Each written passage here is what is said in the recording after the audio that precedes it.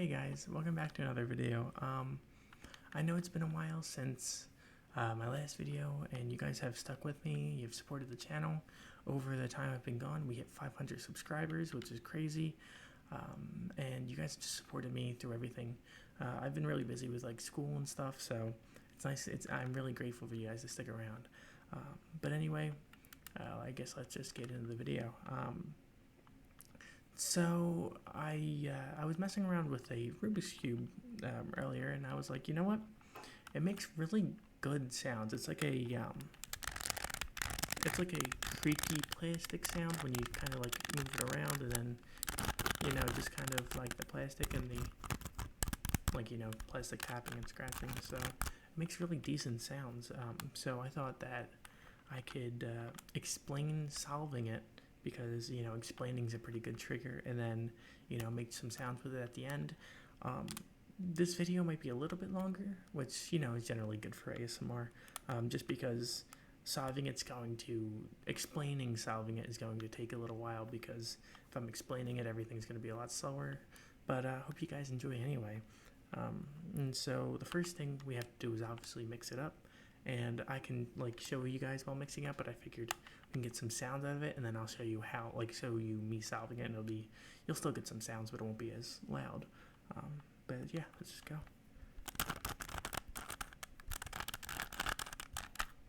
And there's really no way of mixing it up correctly, and you just kind of do it. Not really thinking about what I'm doing here.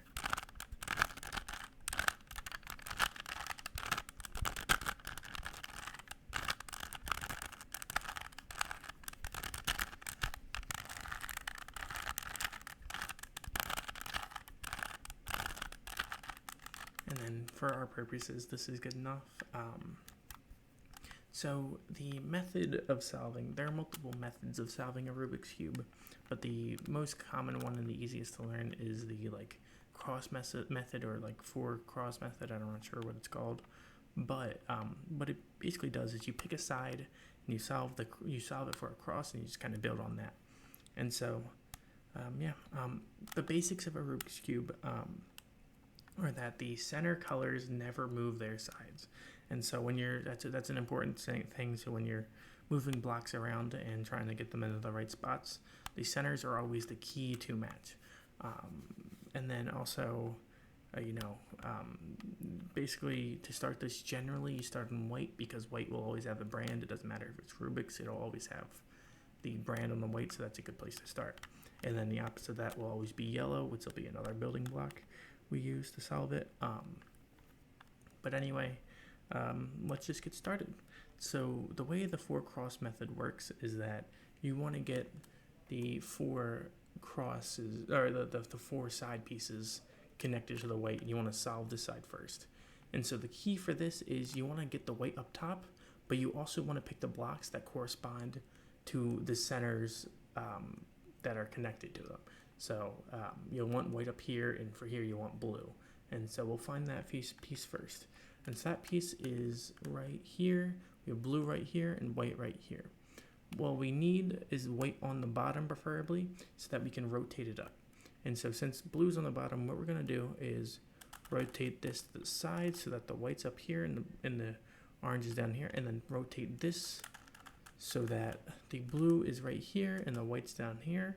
And luckily the blue is connected to the blue center, so we can just rotate this up twice, and we'll have the blue side and the white side connected to the white center and the blue center, and that's one side piece down.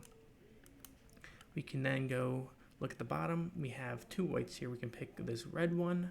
This red one is already facing the bottom, so we can just rotate the bottom to the side and then rotate it up twice.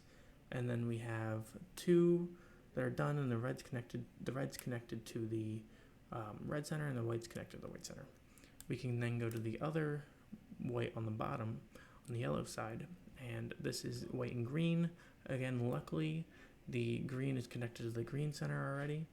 So what we can do is just rotate this up twice, and then we have three done with the green connected to the green, the blue connected to the blue, and the red connected to the red. This last one is right here. It's on the side. This one's pretty easy too, but what you have to do is you rotate it down so where the white's on the bottom. But in doing that, you're going to move the green out of the way. So you're going to rotate the blue, or the green, or the orange one out of the way, and then rotate this back up so you maintain the three side pieces. And then we can rotate this orange piece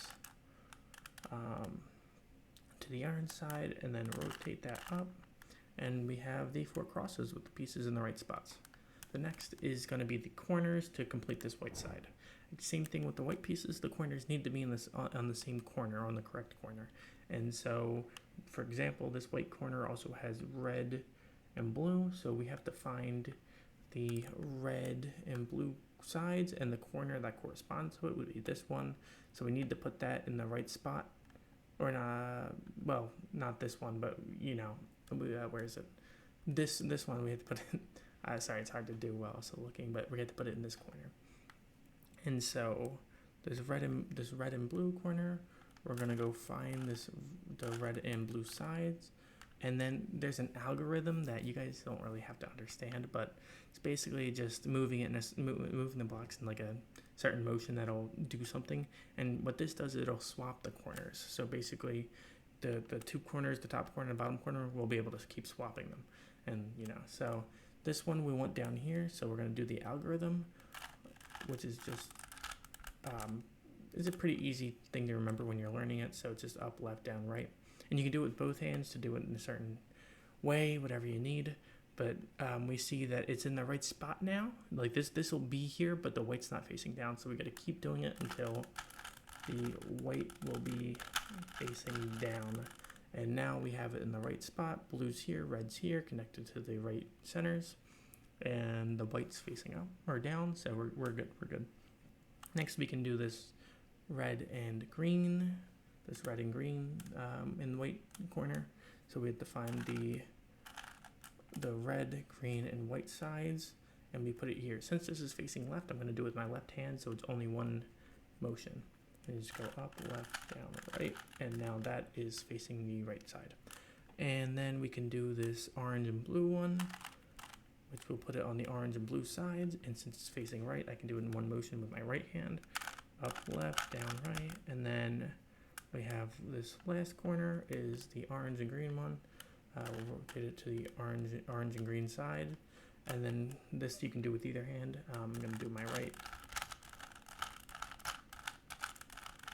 And now we have the first layer complete. You can see that we have the red, blue, orange, and green first layer complete, connected to their relative sides, and so these are all in the right place. Next, we'll be getting the second side done, and so we'll be using the same algorithm to swap the sides, and we'll also be swapping the corners, but we'll be able to swap the sides here. So what you're looking for up the top, where the yellow is we're looking for pieces, these side pieces that don't have yellow on them, because they don't belong there. And so, you know, 3 of them have yellow on them on one of their sides, but this one has blue and red, and so we want to put that in the right side. So how you do this is you find the side that's facing out, it's blue, we put it on the blue side, and then we look on the sides of blue, and which one's red. This side's red, so we're going to push the top away from the red, and we're going to rotate it twice. We're gonna do the algorithm twice, basically. We're going to go with our right hand because it's on the right side, and then we're going to turn it and do it with our left hand so that the corners are going to stay in the same spot, but the side flips, and now we have red and blue on the right side, on the correct side, I should say. We then look up again, and we see that this green and orange one doesn't belong, so we move it over to the green side. We look to see where orange is. Orange is right here. We move it away, and then we do the algorithm, and we put that in the right spot. Next, we look again. We have blue and orange up top. We're going to look to see the orange side. We're going to move it away, do it with our left hand this time, and then our right. And then that'll be in the right spot. And if we look again, the top pieces all have yellow, but there's still one side in the wrong spot. So what you do is you basically just do the algorithm with with the side or the corner that the piece is on, and then finish it. So you can move the side up and then you finish it. So I'm gonna do right hand, then left hand, and now we swap that side with a piece that is yellow, and you have red and green here. Move it to the red side, then move it again away from the green. Use your right hand, and then we have the first two layers complete. Next is you're going to want to get a cross of yellow on top, which is a little bit confusing if you try and understand it. Basically, I know I just do an algorithm and figure it out. There's a pattern that'll show up here. Sometimes you'll get just a yellow center, and that'll be like the most moves you have to do. But here I have what I'm looking for is, well, what I'm ideally looking for is a yellow cross, but the second to least moves would be just a line across the center, like either way.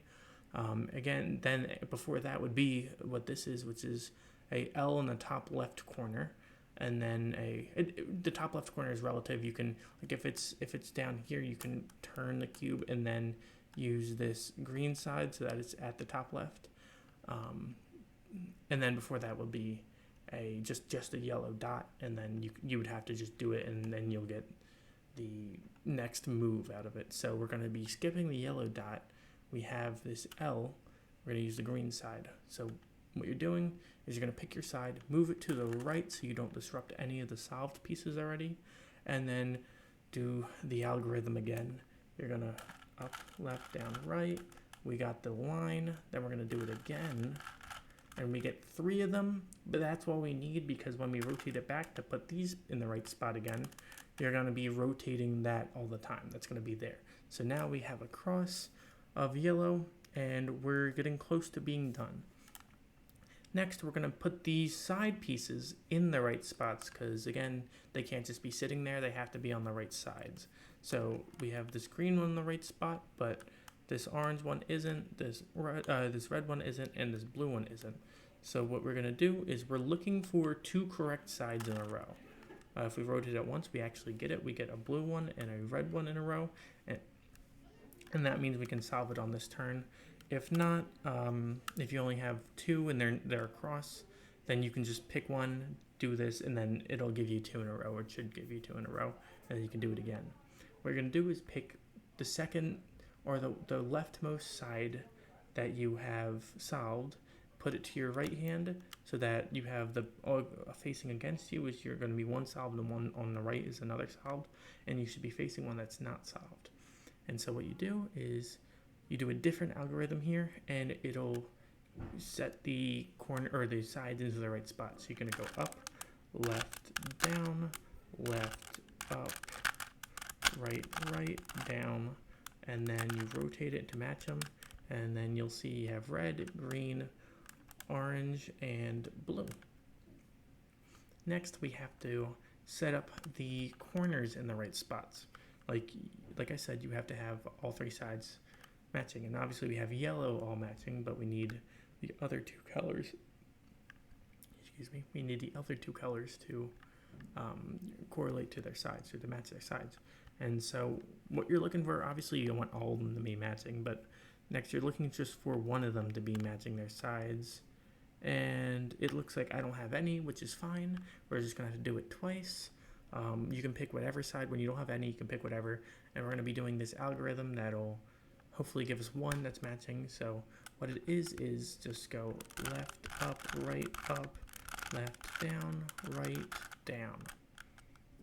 And so now that I'm looking again, hopefully we have this corner in the right spot. It's not facing the right way. It doesn't have to. It just has to be in the right spot. We're going to have yellow, which is up top. We have orange, which is right here. And we're going to have blue, obviously, which is right here. And so that's in the right spot. Now we're going to do the algorithm again and hopefully match it this time. It won't always happen to be correct the first time you do it, even when you have the right corner, but eventually you'll get it right. So you just do the same algorithm, and then we have them in the right spots this time. So we have, like, green, red on the green and red sides, and they just all match. I'm not going to try and show all that, but they all match. And so what we can do next is flip it upside down, and we're actually going to be solving the Rubik's Cube on this turn. And so what we're going to do is we're going to do the same algorithm to flip the corners and put the yellow facing down. Now, I will say that if you're not confident doing this, it will mess with you, and you might think you messed up, because while doing this, the cube is going to look like you're ruining it, but actually what you're doing is flipping it, and once you solve all four, it'll come back together, and then you can put the sides to match, and it'll all be good. So you just kind of got to trust it.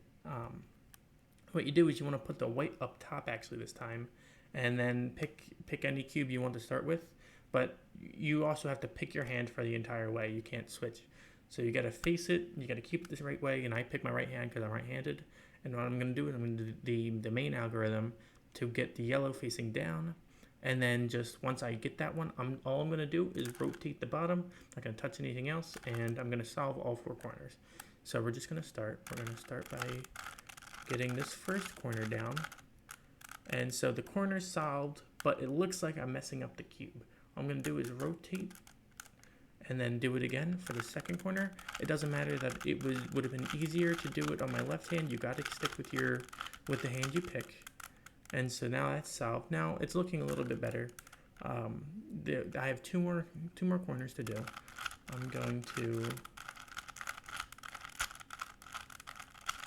get this last one, or this third one, and now we're looking at this last one.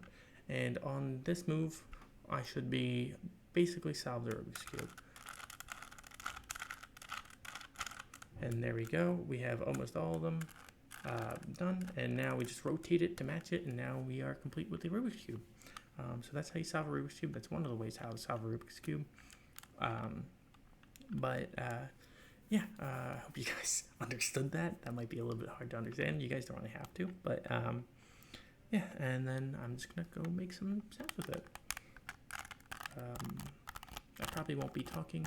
Actually, I'll talk a little bit through this once you guys know what's happening. I've been really busy with school. I know I'm only a freshman, so I knew it was going to be difficult going in, but it's been a lot. So thank you guys for sticking with me. I honestly thought that you guys, not that you guys would have left, but that you guys would have maybe forgotten. But I keep gaining subscribers, and the comments are always so nice.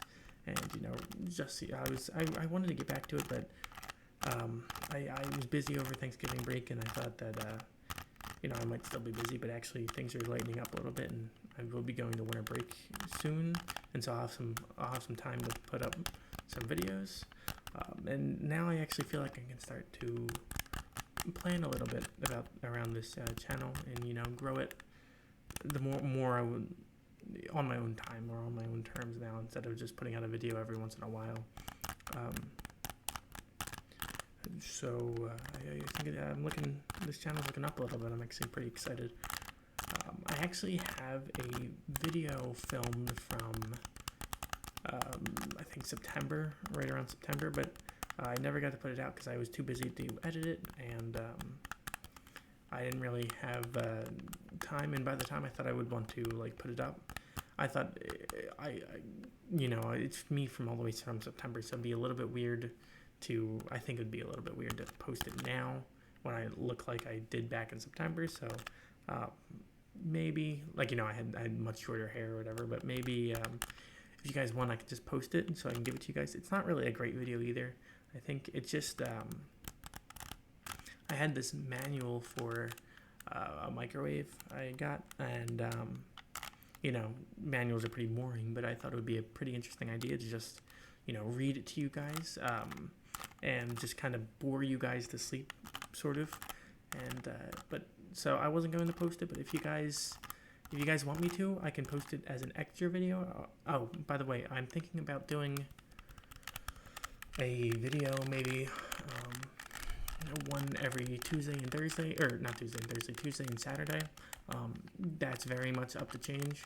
I'm still getting used to filming again, so that can very much change. I'm not going to promise that it's going to be Tuesdays and Saturdays, but 2 days a week, hopefully Tuesdays and Saturdays. That's not, it's more important to me to get 2 videos out than Tuesdays and Saturdays, but I can post that as an extra video and give you like a third video so that it's not like taking up one of the video slots, but you guys also see it.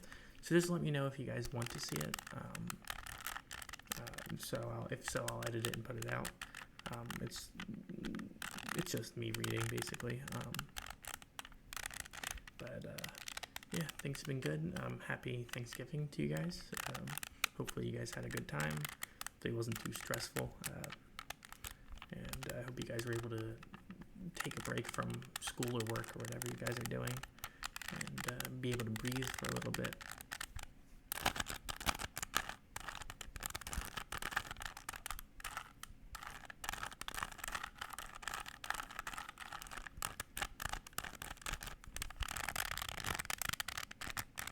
I do also very much, I mentioned it earlier, but I do want to very much thank you guys for 500 subscribers.